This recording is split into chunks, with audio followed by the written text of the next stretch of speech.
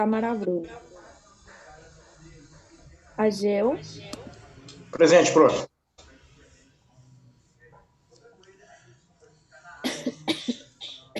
Daniele. Presente, prof. Helio.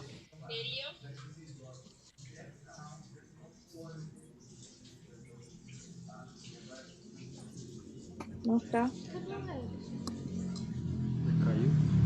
¿Qué saben de Helio? Nada, profe. Difícilmente falta clase. Bueno. Patricky, ahí ya le veo. Salma. Presente.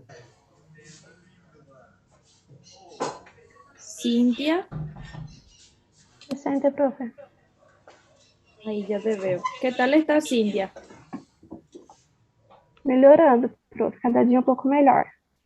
Hoje eu fui até na faculdade um pouquinho. Genial. Excelente. Gustavo. Presente, prof. Coloca mais baixo o teu. Tá gravando. Vitor. Presente, prof. Vivian. Presente, profe. Guilherme. Presente.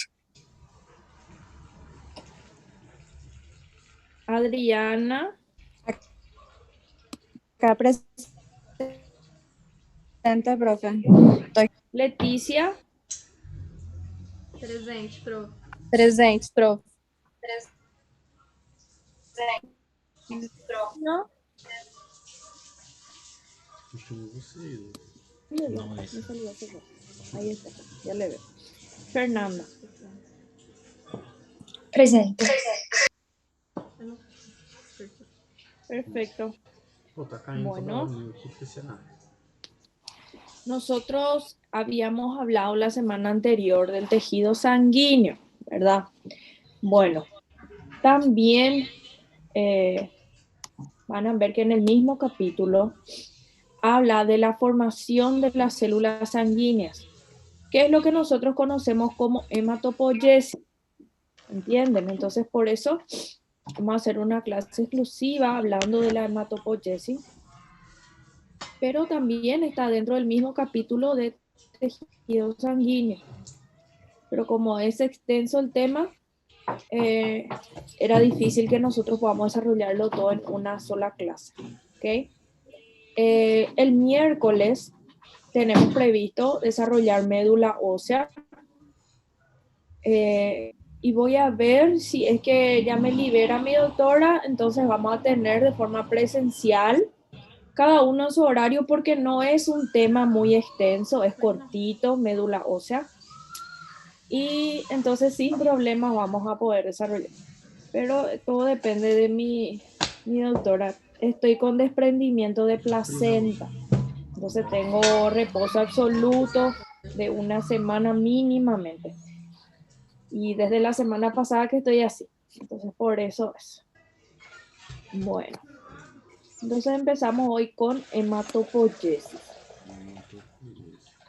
El ciclo vital de las células sanguíneas, yo les coloqué así como título, ¿verdad? Porque recordemos que una vez que ellas se producen, posteriormente ellas llegan a morir. Nosotros habíamos hablado la semana anterior inclusive del ciclo vital de cada una de ellas también.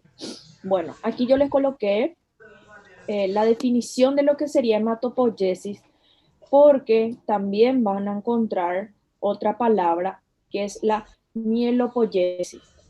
Y son muy parecidas las definiciones, ¿sí? La hematopoiesis sería el fenómeno por el cual se producen las células sanguíneas, pero esta producción de células sanguíneas ocurren en tejidos y órganos hematopoyéticos o considerados órganos hematopoyéticos. Por supuesto que depende de la etapa en la que se encuentra el embrión, el feto o el niño y el adulto. Entonces, en cada etapa de nuestra vida, el tejido y el órgano en donde se producen estas células sanguíneas son diferentes, ¿sí? Por eso es que ustedes no van a encontrar que dice específicamente cuál órgano es, ¿verdad? Bueno, Y vamos a ver que este desarrollo, entonces, debido a eso, constan de dos etapas. La etapa fetal, ¿verdad? En realidad, todo el periodo embrionario, a partir del periodo embrionario y fetal se le llama ya así, hematopoiesis fetal. Y la que ocurre posterior al nacimiento, por eso se llama hematopoiesis postfetal, que es la que ya ocurre en nosotros, ¿verdad? Posterior al nacimiento. Y la mielopoiesis, nosotros hablamos la formación sanguínea, sí, de células sanguíneas, pero exclusivamente en la médula ósea. Ahí se fue una SA más, médulas, dice, pero bueno, en la médula ósea. ¿Entienden? Cuando se habla de células sanguíneas que se producen específicamente en la médula ósea, le llamamos de... Entonces, vamos a ver que desde el nacimiento, en realidad, el órgano hematopoyético más importante y que sigue siendo posterior, ¿verdad? A nuestra edad adulta es la médula ósea. Es el órgano en donde se va a formar todo lo que son los leucocitos granulares, los trombocitos, los eritrocitos, los monocitos, o sea, todas las células sanguíneas. Se dan cuenta que por qué yo no podía darles esta clase de repente antes de enseñarle todas las células sanguíneas, porque de repente las terminologías no iban a estar manejando tan bien. Bueno, lo que van a ver es que una cierta cantidad de los linfocitos, como por ejemplo los linfocitos B y los linfocitos natural killer, ¿verdad? También se forman en la médula ósea, sí, pero el resto, la gran mayoría, se va formando en tejidos y órganos linfoides, que son conocidos así, que inclusive en el segundo semestre nosotros vamos a hablar del sistema linfoide, en donde vamos a hablar del timo, del ganglio linfático, del vaso, que son órganos linfoides, o sea, en donde estas células van, maduran e inclusive algunas de ellas se producen en él, ¿sí? Bueno, hablando un poco de la composición histológica en sí de estos órganos hematopoyéticos, dice que está formado por un tejido conectivo reticular. ¿Qué significa eso? Que es muy parecido al tejido conectivo propiamente dicho que ustedes están acostumbrados, ¿verdad? Pero que en vez de que haya una gran cantidad de fibras de colágeno, que es lo más normal, común, nosotros tenemos la presencia de fibras reticulares, que es justamente uno de los tejidos que mencionamos también, ¿verdad? Donde yo tenía fibras reticulares y tenía células reticulares. ¿Ok? Bueno, entonces la mayoría de estos órganos está formado de esta manera, excepto el timo.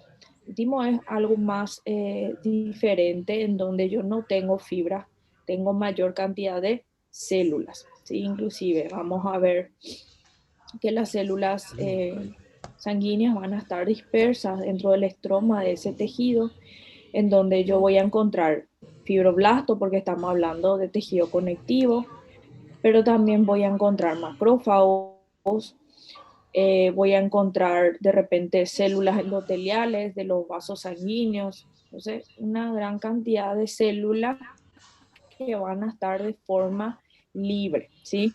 Profe, Bueno, sí. vos hablaste de natural killer, no sería los linfocitos que son células asesinas, ¿verdad? Exactamente, las células asesinas le Sí. llamamos de linfocitos natural killer. Mm, En el libro ustedes van a encontrar abreviado, dice sí. NK, sí, por eso te pregunté. Gracias. NK mayúscula va a decir. Sí. Muy bien. Bueno, antes de empezar a hablar un poco sobre lo que es la parte de los embriones, a ver, creo que aquí yo escribí algo bueno.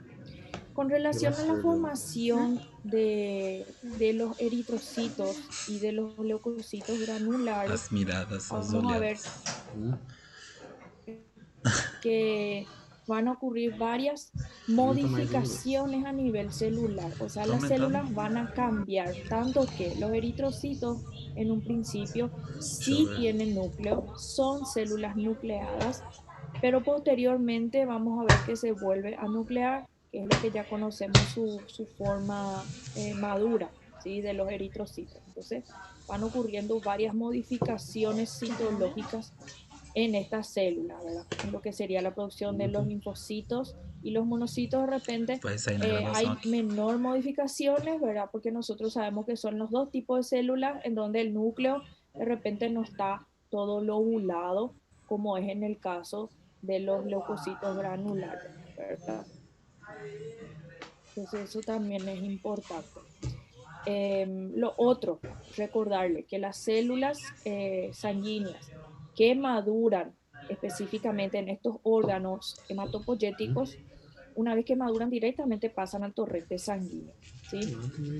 Y allí, por supuesto, van a estar circulando, pero en el caso de los leucocitos, ellos van siempre a dejar rápidamente a la sangre, al torrente sanguíneo, y van a pasar al tejido en donde verdaderamente pueden transformarse y ejercer una función específica. Entonces, y es donde después vimos también que se mueren, ¿verdad? Pero duran más tiempo fuera del vaso sanguíneo que dentro, ¿verdad? En el caso de los leucocitos estoy hablando. ¿Ah?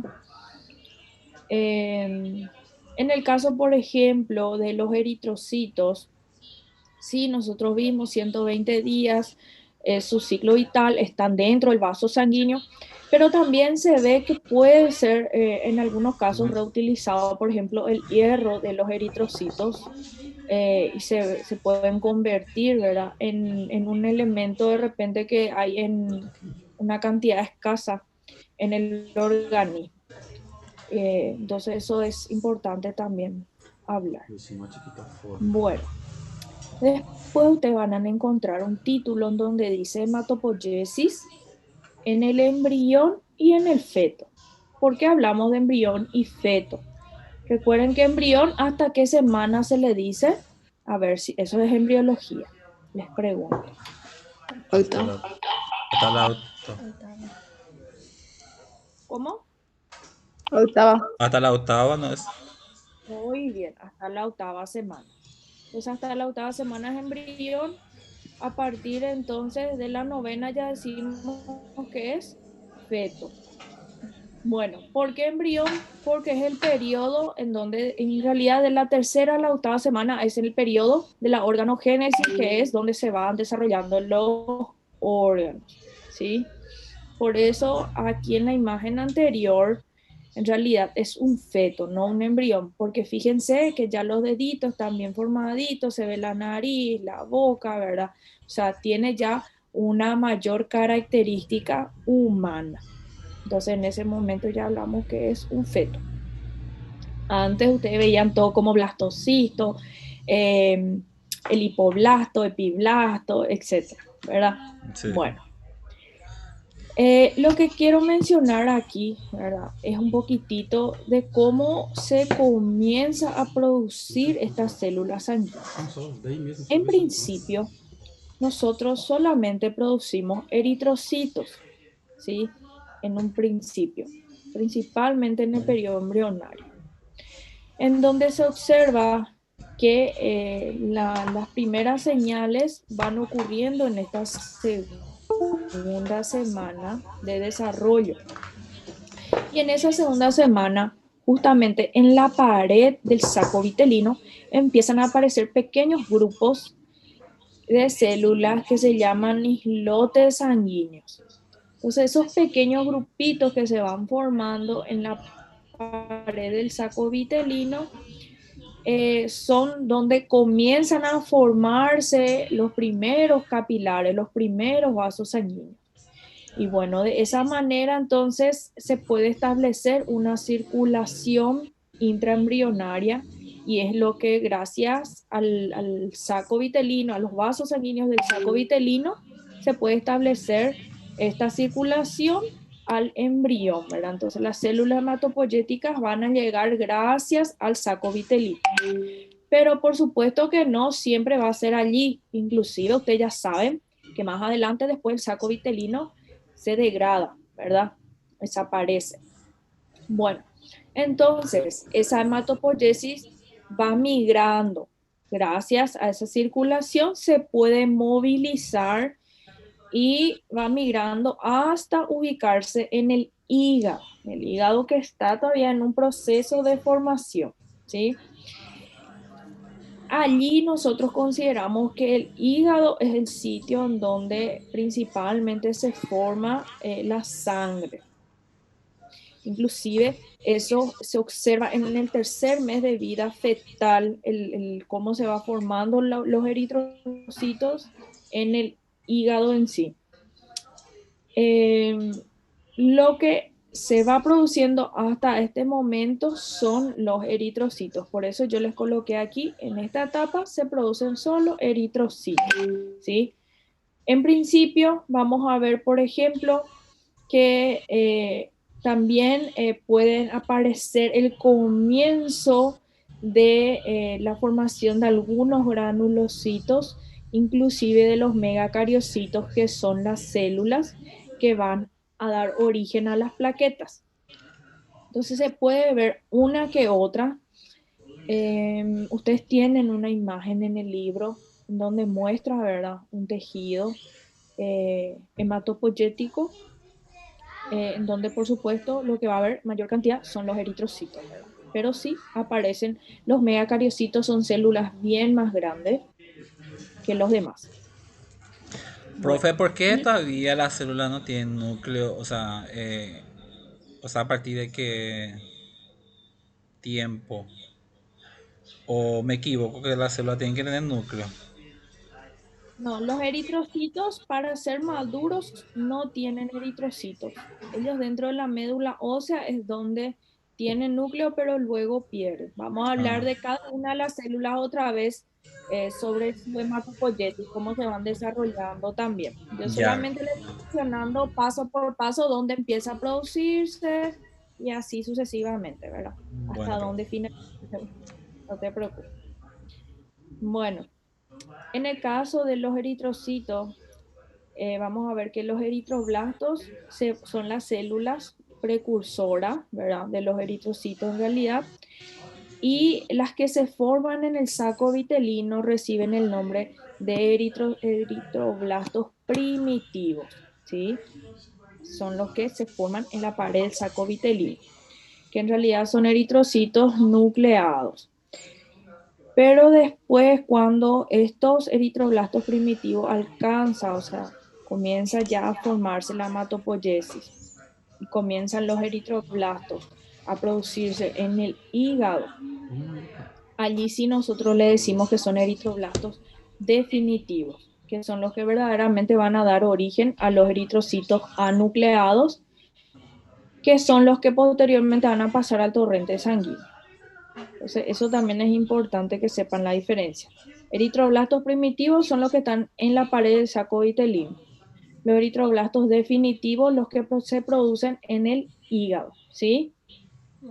Eso es importantísimo que tengan en cuenta también. Saco vitelino. Bueno. Hígado. No sé si quieren hasta aquí preguntarme algo. No. Se entendió perfectamente. Bueno. Entonces, después, cuando nosotros vamos a la parte histológica del hígado, nosotros vamos a ver que prácticamente son varias células que van formando filas, y entre estas células, que en el caso del hígado se llaman hepatocitos, entre los hepatocitos es donde se van formando estos eritroblastos definitivos. Y por eso es que se habla de que es una hematopoiesis extravascular, porque no se está formando dentro de un vaso sanguíneo, se va formando dentro del hígado entre los hepatocitos. También luego se observa que comienza a formarse también células sanguíneas en el vaso. Comienza a formarse en el vaso principalmente los eritrocitos. Por eso tanto es que el vaso es considerado como un órgano blando de color rojo, macroscópicamente hablando, porque es donde mayormente hay sangre, ¿sí? En donde pasa la sangre y es como que la lavarropa que va limpiando la sangre. Por así decir, es donde los eritrocitos, una vez que cumplen su función, pasan al vaso y allí comienzan a degradarse. Bueno, lo que se observa es que al quinto mes de vida, que en este caso ya estaríamos hablando de un feto, ¿verdad? Todo lo que es esta hematopoiesis que estaba ocurriendo en el hígado y en el vaso comienza a disminuir de forma gradual hasta el momento en el que el feto nace. En ese momento, el órgano hematopoyético sería ya la médula ósea, pasa a ser directamente la médula ósea. Sí, en algunos casos se han observado en donde esa hematopoiesis siguió durante las primeras semanas de vida, por decir, extrauterina, siguió siendo en lo que es el hígado, ¿verdad? Y el vaso, pero el que se considera como órgano hematopoyético ya luego del nacimiento hasta la edad adulta es la médula ósea, ¿sí? Entonces, por eso ustedes van a encontrar en el libro como órgano hematopoyético central, ¿sí? Es el principal y es el que nosotros tenemos ya por siempre. Bueno, la imagen que ustedes tienen en su libro es este. Fíjense que esto sería el saco vitelino, ¿sí? Se ve como que se desprende, nada más aquí. Bien, se ve inclusive la línea primitiva en donde se forma el surco, ¿verdad? Aquí se puede ver cómo se va elevando ya lo que es el epineuro. Bueno, en la pared del saco vitelino, entonces se forma este islote sanguíneo, este grupo, y fíjense cómo ellos mismos van creando una cavidad dentro de ese grupo de islotes sanguíneos para formar el primer vaso sanguíneo. ¿Ven? Serían los vasos sanguíneos del saco vitelino. Entonces, de esa manera es como se inicia la formación de células sanguíneas. ¿Tá? Nada más para que entiendan, ¿verdad? Este sería el polo embrionario y por eso aquí estamos viendo el ligamento de fijación y aquí vemos todo lo que es la composición del trofoblasto, aquí ven las vellosidades que serían estas, ¿sí? Voy comparando para que ustedes puedan entender la imagen. Creo que ya no es difícil para ustedes porque ya vieron esto, ¿verdad? Ya, Sí, ¿hasta qué parte dieron embriología? estamos ahora en eso porque vamos a exponer sobre eso. Ah, bueno, vieron. Genial. Bueno, eh, todas las células van a originarse de una célula madre, pero esta célula madre es la pluripotente. Y eso es importante que ustedes sepan diferenciar las células pluripotentes de las multipotentes. Por eso yo les coloqué aquí que las células madre pluripotentes son las que pueden dar origen a varios tipos de células, pero que también pueden mantener su propia existencia. ¿Mediante qué? Mediante divisiones mitóticas. ¿Sí? Esa es la forma en cómo ella puede todavía preexistir.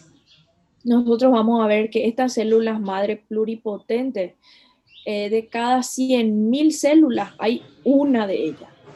Pero ella siempre consigue subsistir porque antes de dar origen a las demás células, lo primero que hace es ocurrir una división mitótica, de manera que solamente una de ellas es la que va a seguir desarrollando todo lo que sería la serie mieloide y la serie linfoide. Esas otras células de las que yo le estoy hablando son células madre también, pero son solamente células madre multipotentes. O sea, una vez que es multipotente, no puede dividirse como para permanecer una siendo como la célula origen y que esa va a poder otra vez originar otra célula. No, estas directamente ya se van a ir dividiendo para dar origen a otras células, pero ya no pueden autogenerarse. No sé si me explico. ¿Me entendieron? Sí. Sí. Sí. Bien. Claro que la cantidad de ellas, las células madre pluripotentes, varía según la estimulación. Si yo tengo una gran estimulación, entonces también voy a tener una gran cantidad de ellas mediante las divisiones mitóticas que van sufriendo. Con relación a la cantidad, se dieron cuenta que es bastante baja la cantidad en la que ellas están presentes, ¿verdad? Pero es suficiente para que se pueda mantener el equilibrio en relación a la cantidad de células sanguíneas, ¿tá? Calentou.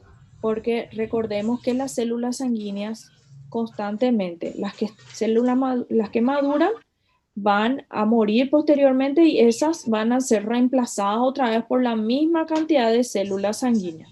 Entonces eso es como un ciclo, por eso nosotros hablamos todo el tiempo de un ciclo, ¿sí?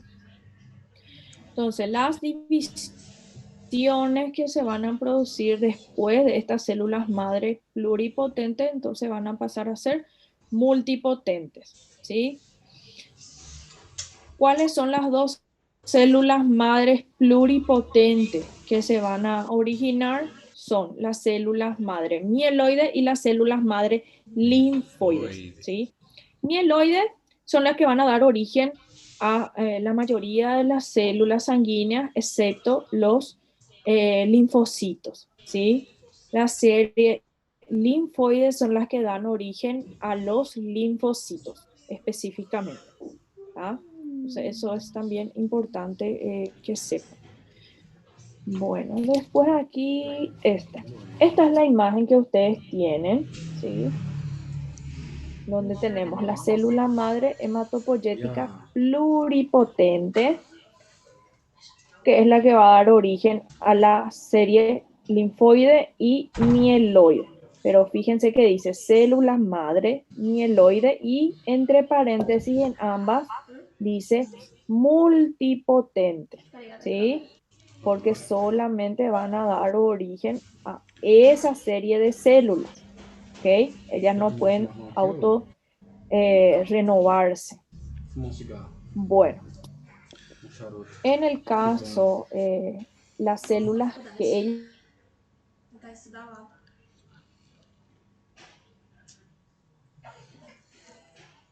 Não consigo tomar assim igual vocês estão tomando. Professora, travou. Tchau, gente. Hasta la vista, baby. Travou? Então, Creo que sí. Aqui. Fica feio desse jeito. Ninguém tomou. o que você fala? No fue como eu Não, vi. Luma tá horrível, ridículo. Falou que tá sem. Ah, cortou. Sai daqui, velho. Eu fiz um... Cortou. Oi? Vai a Laura ver que você é minha amiga. Vai CDF, eu tô falando. de las células madre mieloide, vamos a ver que ustedes van a encontrar una abreviatura que son las CFU, ¿verdad? Y las GEMM también en el libro, hablando de cómo van a encontrarlo en el libro. En realidad son siglas en inglés. La C, yo no hablo muy bien inglés, entonces discúlpenme. La C significa colonia, colony, ¿sí? Colonia de formación sería de forming, unit de la unidad, ¿verdad? En este caso, de los granulocitos, ¿sí? La G significa de los granulocitos.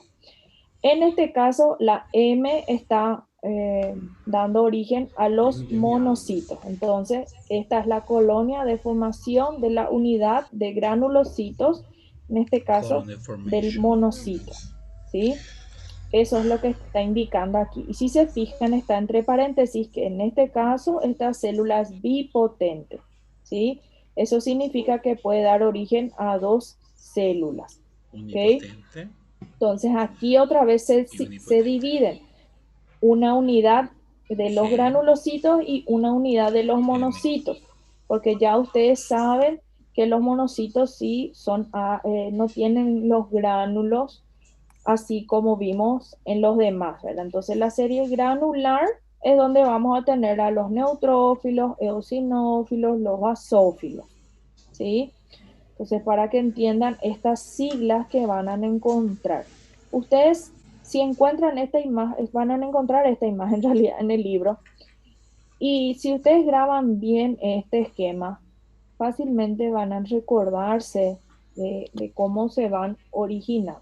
Bueno, después la otra sigla que vamos a encontrar aquí, por ejemplo, nosotros encontramos la BFU, ¿sí? La BFU, en donde lo mismo, vamos a ver la formación de la unidad de los megacariocitos. En este caso, como son megacarioblástos, es el primero, la forma inmadura, ¿verdad? Es la que estamos viendo. Son unipotentes, entonces por eso no se está dividiendo en dos como en el caso de esta anterior, ¿sí? Bipotente. Directamente va dando origen a un tipo nada más de célula. Y lo mismo, aquí abajo tenemos el BFUE, que serían los que van a dar origen a los eritroblastos, o sea, a los precursores de los eritrocitos, ¿sí? Por eso la letra E, de eritrocitos, el MEC de megacariocitos, el GM de los granulocitos, ¿tá? Y de los monocitos. Bueno, más arriba van a ver que directamente ya pasan a formarse estos dos tipos de granulocitos de forma más directa, como los basófilos y los eosinófilos, ¿sí? Aquí directamente son unipotentes, que es lo que va mostrando también. Bueno, entonces por eso vamos a encontrar, a ver aquí abajo, CFUE, producción de eritroblastos. CFU-MEC, producción de megacariocito, ¿sí? En realidad de megacarioblasto primero. Y aquí eritroblastos.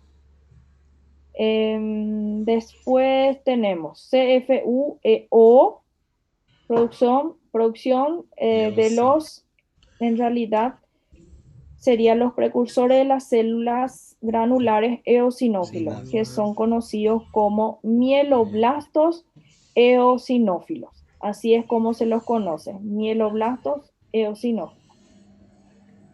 De los basófilos lo mismo, las mismas siglas, colonia, formación de la unidad de los mieloblastos basófilos. Y después, por último, los bipotentes, ¿verdad? Donde los mieloblastos, neutrófilos y monoblastos se denominan en ese caso CFUGM, ¿sí? ¿Qué más? Bueno, eso es importantísimo para que puedan ir recordándose paso por paso. Yo les coloqué esta imagen en el libro de la práctica, donde nosotros podemos ver arriba la célula madre multipotente, ¿sí? Que es la que va a dar origen a todas. Y fíjense, tenemos las dos series, la serie linfoide y la serie mieloide. La linfoide, como pueden ver, da origen directamente a los linfocitos, al linfoblasto primeramente. Siempre la palabra blasto significa la célula más inmadura, la primera, ¿sí? Linfoblasto, luego da origen al prolinfocito, que sería, en vez de decir pre, se le coloca como pro.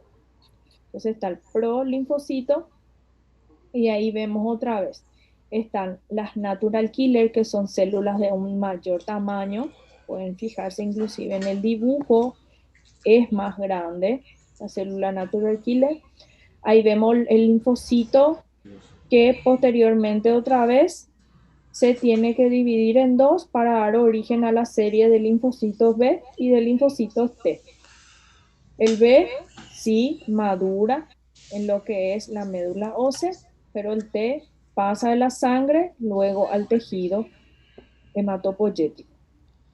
Bueno, también vamos a ver en esta misma imagen las células linfoides dendríticas, que en realidad son células que tienen prolongaciones como si fuese una estrella que se encuentran en los órganos linfoides, ¿sí? Que tienen la misma función que los demás linfocitos, que es la de protección.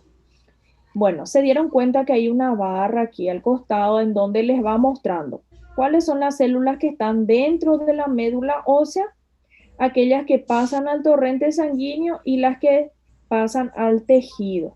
Y si se dan cuenta, la serie de los linfocitos son los que generalmente pasan al tejido, que es donde están allí expectantes hasta que ellas sean requeridas, sean necesarias. Bueno, en el caso de la serie mieloide, vemos primero aquí el megacardioblasto, después el promegacariocito y el megacariocito, en donde vamos a ver que es multinucleado, un citoplasma de un gran tamaño. Fíjense que la diferencia de tamaño con las demás series sanguíneas, ¿verdad? La célula sanguínea es totalmente distinta. Pero ella no pasa con esa forma, con ese formato grande a la sangre, sino que estas partecitas irregulares de su citoplasma son los que logran atravesar el endotelio de los vasos sanguíneos de la médula ósea, y allí solamente esas partecitas de su citoplasma son lo que pasan a la sangre y que ustedes ya conocen como trombocitos o plaquetas, que son restos de citoplasma en realidad, pedacitos de citoplasma. ¿Entienden? Bueno, inclusive aquí yo les coloqué también, está con llave, células madre, después dicen células precursoras. Fíjense que las células precursoras siempre están en la médula ósea, ¿tá? Y las células maduras son las que van a pasar a la sangre y al tejido. Entonces las plaquetas están en la sangre. El proceso de formación de lo que es los trombocitos se denomina trombopoiesis, ¿sí? Lo que es la formación de los trombocitos. En el caso de los eritrocitos se va a llamar eritropoiesis. Bueno, ¿cómo va ocurriendo? En un principio son células nucleadas. Son conocidas como proeritroblastos, ¿verdad? Que son la forma inmadura. Después está ya la forma más definitiva, que es el eritroblasto basofílico, que es bastante coloreado. Inclusive fíjense cómo va cambiando el aspecto de su núcleo. Posteriormente va quedándose cada vez más pequeño. Es ya el eritroblasto policromatófilo. Después pasan a ser el eritroblasto ortocromático, porque va cambiando su color, ¿sí? Y el núcleo en ese momento se va degradando, ¿sí? Y entonces ya va formándose el eritrocito policromático, y en este caso ya van adquiriendo forma madura, ustedes conocen como disco bicóncavo, que es conocido como glóbulo rojo, eritrocito, que es la forma en cómo pasa a la sangre. Entonces, bueno, el mastocito, por ejemplo, él no necesita pasar por todo ese proceso, él directamente pasa de esa manera a los tejidos. Después están los que provienen de los mieloblastos, ¿verdad? Que son justamente los leucocitos granulares que nosotros vimos. Eosinófilos, neutrófilos, basófilos, lo mismo. Cada uno siempre hablamos de un promielocito. Promielocito B, que es el que va a dar origen al blastocito. Promielocito N al neutrófilo. Promielocito E al eosinófilo. Por eso encuentran esa abreviatura allí. Bien. Primero un promielocito, luego un mielocito, posteriormente metamielocito, y finalmente ya un basófilo inmaduro, en este caso un neutrófilo inmaduro y un eosinófilo inmaduro. Una vez que termina de madurarse, pasa al torrente sanguíneo directamente, ¿sí? Bueno, en el caso de los monocitos, como necesitan muchas modificación, así como los linfocitos, simplemente tenemos los monoblastos, los promonocitos. Una vez que termina, pasa a ser un monocito ya, pasa al sanguíneo. La monopocitosis, monocitopoyesis. Como les dije, si de la sangre salen los monocitos y pasan al tejido en donde ellas son requeridas, ellas también cambian de nombre porque cambian su aspecto también. Tienen ya un borde más irregular porque necesitan fagocitar, ¿sí? Pasan a ser macrófagos. Y bueno, y algunas de ellas células mieloides dendríticas, ¿sí? Así como los linfocitos se encuentran así, parecen como estrellas, también en este caso el monocito pasa a adquirir este formato en el órgano linfoide. Bueno, yo sé que es un poco cansativo, es un poco aburrido, pero tengo que decirles. No sé si van entendiendo, van comprendiendo paso por paso. En el libro ustedes van a encontrar que debajo, si no me equivoco, dice, les coloqué unos cuadritos debajo,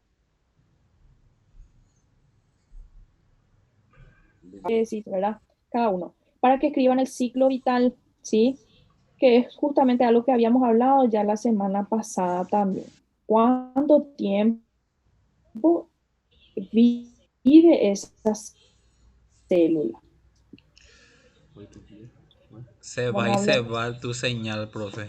No sé si es el mío nomás, pero Y a los demás, Sí, también. A mim também tá um pouco ruim. tipo se va, de repente te queda congelada, después vuelve.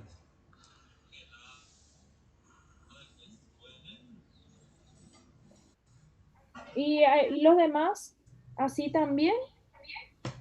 A mí Um também, pouco, prof. prof, um Sí, pouco. prof.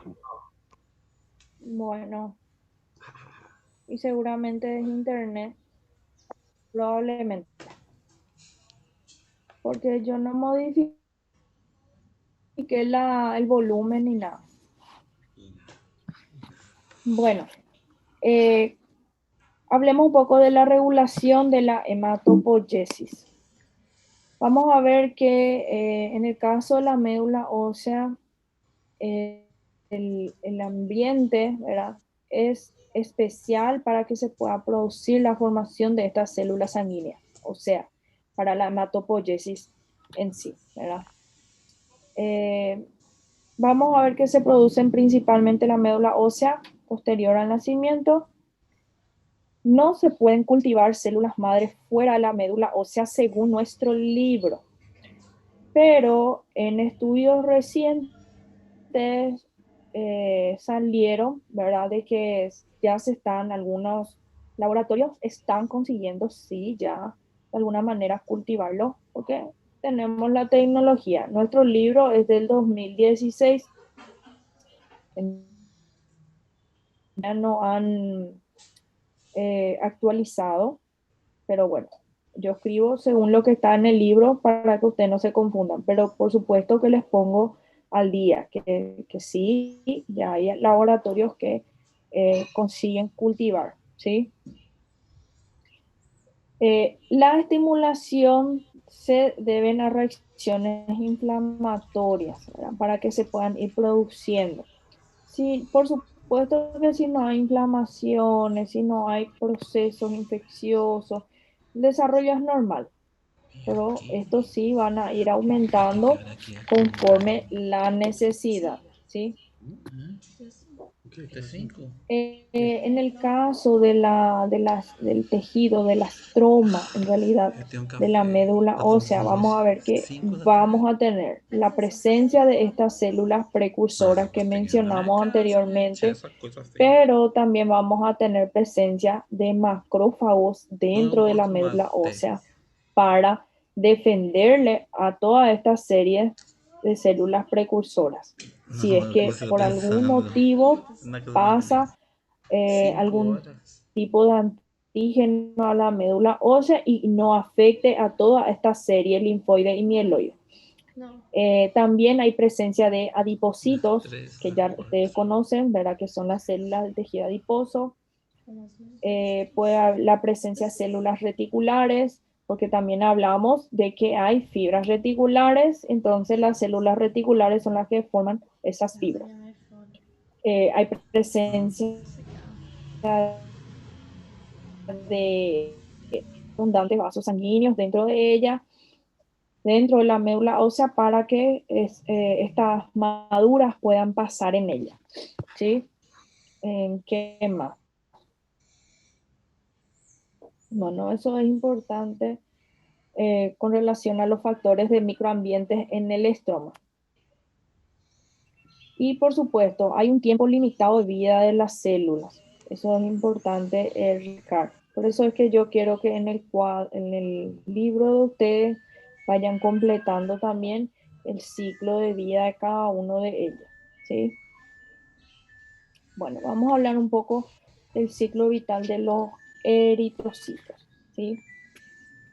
Bien, en el caso de los eritrocitos, nosotros vimos que sus precursores, los eritroblastos, en principio son más basófilos, pero que posteriormente va cambiando su aspecto del citoplasma mismo, por eso dejan de ser eritroblastos basófilos para ser policromatófilos, y posteriormente van adquiriendo esta forma de ortocromático más compactado, y antes de madurar, antes de pasar al torrente sanguíneo, su núcleo se degrada.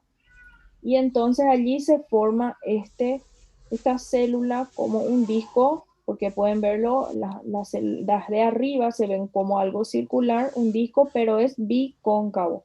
En ambas caras ya presenta esta biconcavidad. Entonces eso también es importante que recuerden. Policromatófilos.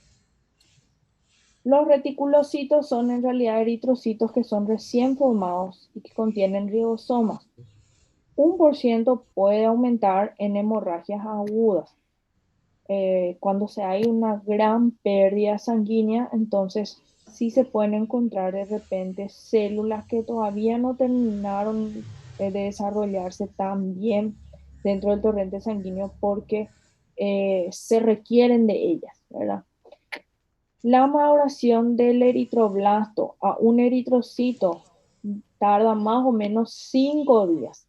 Ese es el tiempo que tarda la eritropoyesis, ¿sí? La eritropoyetina actúa en condiciones ante la falta de oxígeno y disminución de los eritrocitos. Entonces, en ese momento, la eritropoyesis comienza a desarrollarse. El ciclo vital de vida, recordemos que los eritrocitos solamente permanecen dentro de la circulación sanguínea, por supuesto, hasta el momento de pasar el oxígeno al tejido. Y viven en promedio 120 días. ¿Tá? ¿Dónde van a morir? Como yo les dije, en la lavarropa de nuestro cuerpo, que es el vaso. ¿Sí? En el vaso es donde ellas comienzan a degradarse. Pero también se puede observar en la médula ósea y en el hígado.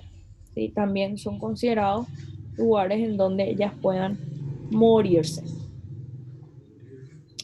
Bien. Eso es con relación a los eritrocitos. Después tenemos el ciclo vital de los granulocitos, que nosotros habíamos hablado hace rato de los mieloblastos. Que nosotros teníamos el mieloblasto y después teníamos los promielocitos, B, N y E, ¿sí? Pero aquí de forma general estamos hablando de los granulocitos. Entonces, de los mieloblastos pasan a ser promielocitos, luego mielocitos y finalmente metamielocitos hasta su maduración final. Eso dura 10 días. Este proceso de maduración de los granulocitos, ¿sí? Entonces, en su cuadrito ustedes pueden ir ya completando también eso. La maduración de estos mieloblastos a granulocitos llevan estos 10 días. La cantidad en la médula de estos es 40 veces más que en la sangre. ¿Por qué? Porque una vez que ellas pasan a la sangre, duran poco tiempo dentro del torrente sanguíneo. Solamente, generalmente circulan 10 horas nada más dentro del torrente sanguíneo. Posteriormente ya pasan al tejido. Inclusive, por ejemplo, en el caso de los linfocitos, ¿verdad? Los linfocitos B, por ejemplo, pasan a estos órganos y van formando grupos que nosotros vamos a conocer como nódulos o nódulos linfoides. Bien, y es donde realmente se lo encuentran en mayor cantidad que en el torrente sanguíneo. Entonces, en la médula ósea es otro lugar en donde nosotros encontramos en mayor cantidad a los granulocitos. Cuando hay una infección, por supuesto, esto van a aumentar en el torrente sanguíneo, que es lo raro. Entonces, una vez que se realiza un hemograma, ustedes van a poder ver, constatar que hay un aumento de granulocitos en el torrente sanguíneo. ¿Entienden? Que es lo que normalmente hay en menor cantidad. Cuando dice desviación a la izquierda en el hemograma, eso indica un aumento en el caso de que estemos delante de una anemia, ¿entienden? Entonces en ese momento describe el laboratorio desviación a la izquierda. Entonces eso también es importante que lo recuerden, ¿sí? Bien. Ahora, en el caso de los monocitos, como nosotros estamos hablando, no sé si se dieron cuenta, empezamos hablando del ciclo vital de la serie mieloide, ¿sí? Los monoblastos se van a diferenciar a los promonocitos y estos promonocitos se van a diferenciar a los monocitos, que son los que es la forma madura que pasan a la sangre.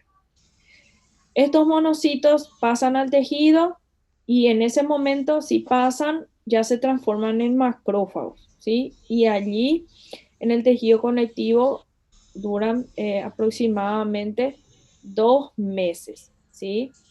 Viven solamente 2 meses, pero en el tejido en sí, en el tejido o en el órgano en el que el monocito salió del torrente sanguíneo y pasó, solamente 24 horas. 2 meses en el torrente sanguíneo están, ¿ok? Para que no confunda. En el torrente sanguíneo 2 meses, pero 24 horas actúan como si fuesen macrófagos. Si ellas no encontraron ningún tipo de antígeno, entonces sufren una apoptosis. Entonces, nuevamente se va reemplazando ese monocito. Y así es el ciclo vital. Bien, de los trombocitos nosotros vimos que ellos se van a originar de los megacarioblastos, ¿sí? Que en realidad esos megacarioblastos van a madurar y van a pasar a ser un megacariocito maduro dentro de la médula ósea y que los fragmentos de su citoplasma, que son fragmentos, vamos así decirlo, un poco grandes, esos fragmentos son los que nosotros vamos a ver como trombocitos dentro del torrente sanguíneo, ¿sí? Estas plaquetas, estos trombocitos viven 10 días en la circulación sanguínea. Para que el megacardioblasto madure a un megacariocito y pase a formar las plaquetas, dura este proceso, este ciclo vital duran 10 días, ¿sí? 10 días pasa para ir formándose estas plaquetas. Por supuesto que esto va a aumentar si estamos delante de algún tipo específico de patología, ¿sí? Entonces eso también es importante tener en cuenta cuando estamos leyendo un hemograma. La imagen que ustedes están viendo aquí es dentro de la médula ósea, ¿sí? Porque el megacariocito nosotros no podemos ver dentro del torrente sanguíneo. Lo característico es que los megacariocitos generalmente están en contacto muy, en un contacto muy cercano a los vasos sanguíneos, a los capilares, porque ellos van emitiendo unas prolongaciones de su citoplasma hacia adentro del vaso sanguíneo, de manera que esos puedan romperse y llevar las plaquetas dentro del torrente sanguíneo. ¿Sí? Es la forma, y cuando nosotros miremos la lámina de médula ósea, van a encontrar estos megacariocitos porque son células grandes. Que quieran preguntarme. Esse lá tá na plataforma, quer ver? Profe, profe, ¿esto va a estar en la plataforma? Pregunto.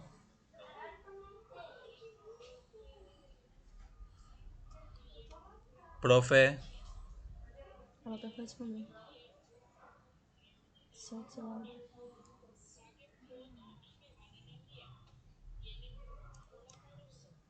no escucho. ¿Qué pasa?